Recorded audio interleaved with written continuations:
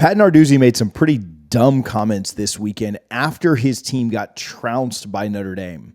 But are folks making too much out of Narduzzi's comments from his press conference? What's the status of Pitt football as they head into their toughest game of the season? Let's talk about it and how it impacts FSU this weekend.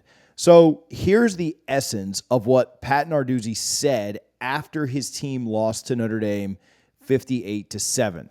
He said, "I'll go back. As a football coach, you lose a lot of good players from a year ago, and you think as a coach you're going to replace them, and obviously we haven't. Again, it starts with me. I didn't do a good enough job coaching today. Put it on me. We've got to make plays." But the essence of what he said, if you pare that back a little bit, and there's a reason we showed you the full comment first, because a lot of people were upset with the journalist for just quoting this part.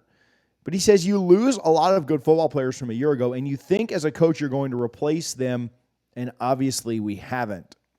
A pretty direct shot there. Basically, after losing to Notre Dame 58-7, he said our players aren't good enough. And in all reality, he's not wrong. Pitt is one of the worst and least talented teams in the ACC right now. Their 2 wins are absolutely abysmal. And several players saw this. And even though he's probably right, it's just not something you can say. It can't be good for team morale, especially after getting your head beat in by Notre Dame, and especially considering that your toughest opponent of the year, Florida State, is coming to town this week. Now, Pat did his very best to try and smooth things over, both publicly and I'm sure privately as well. He said, "I'm 100% responsible for today's loss" on Twitter. "Like I said after the game, it starts with me. I didn't do a good enough job coaching. Put it on me. I remain committed to finishing the season strong with our team." Now, the Seminoles come to town this week, and they are a 3-touchdown favorite on the road in a game that a lot of people saw as a possible trendy upset pick against the Seminoles before the season started. Many worried that Pitt would provide a pretty steep challenge for the Noles back in August before the games got played. Now, again, Narduzzi wasn't necessarily wrong in his comment. Pitt is not good enough. But having it posted and retweeted by players and commented on by your current players is absolutely awful. And no amount of smoothing over that Narduzzi tried to do both publicly and I'm sure privately is going to be enough. Now, it may make things a little bit better, but I just don't think it's a great scenario for Pitt at all. And I honestly don't know, with how this season's gone, how the future may go, what Narduzzi's long-term prospects are at Pitt anyway. Now, this is not the first time that Narduzzi has made comments about the portal either. I'm going to talk about that right after I remind you about our ticket giveaway through Knapp Accident and Injury for the Miami game. If you go to the link that's shown on screen right now, it's also in the description. It's Knapp Injury Law, KNAPP, injurylaw.com/ticket giveaway. You can win free tickets to the FSU Miami football game in Doak Campbell Stadium on 11/11. That's next week. We will announce the winner live on our recap show of the Pitt game on 11/5. That's this Sunday coming up. All you need to fill out is your name, email, phone, and date of birth. You must be 18 or older to win, and we need a way to contact you. So name, email, and phone number there. Don't have to submit any other info. Don't need your social. Don't need anything crazy. We just need to check that you're 18, get your contact info, and then get you entered to win 2 tickets. They're my personal seats. We're doing this through knappinjurylaw.com. Appreciate them for their support. Go register to win those today. If you're not going and you have family or friends that could use them, go sign up. Try to win these tickets. Get all your friends to enter it. You don't have to be watching this show to get in on it. Send the link to your friends. Try and win tickets to that Florida State-Miami game. We're not doing any resale stuff, though. I will deliver them hand in person for the Miami game. I'll be up there. Go get a chance to win the tickets. Winner will be announced next Sunday. Link is in the description. All right.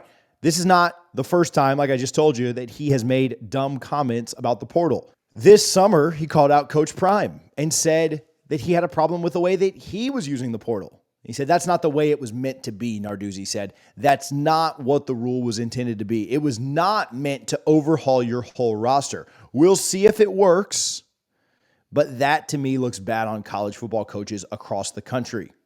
In the offseason, he complains about a coach using the portal too much. And now in the regular season, after his team gets embarrassed, it's that he didn't use the portal well enough. And Coach Prime and the Buffs have certainly struggled over the last few weeks, but I believe they're still sitting with double the wins that Pat Narduzzi's Pitt team has right now. And so you tell me who used the portal better or more appropriately. Pat Narduzzi kind of sounds like a whiner, and it's pretty unfortunate because I've always had a ton of respect for him. His teams have always embodied his personality of tough, physical, imposing teams that never quit. Playing Pitt is a thorn in every team in this conference's side. He's got a 1-0 record against Florida State. He's given Clemson all kind of trouble. They beat Miami just about every single year that they play. Pitt is a tough team to play and has always been a tough team to play under Narduzzi. He's a good recruiter. He gets his team motivated. His team is super physical, and they're an uncomfortable team to play. But right now, he just sounds like a whiner. And I don't know if it's because of his unwillingness to use the portal or just how he's not very effective in it, but he sounds like a moper at this point. And he's trying to smooth it over. I get that. Maybe it was a slip of the tongue, but you just can't say that your players aren't good enough. Not when everyone is listening.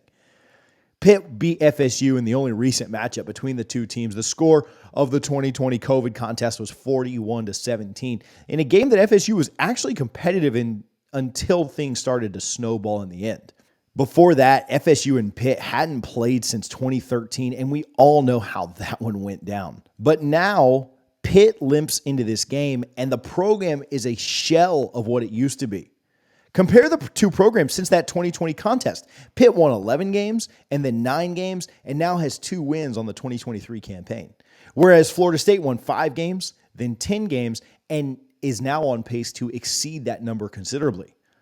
One coach embraced the portal and was phenomenally effective in it. The other whined about it, whether it be through Coach Prime and what he was doing, or whether it be in how he didn't use it effectively enough after the Notre Dame loss.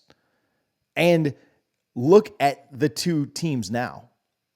It's shades of Dabo from Pat Narduzzi. It's not quite as bad, but it also just goes further to prove what Norvell has done in the portal and how it's pretty uncommon and special.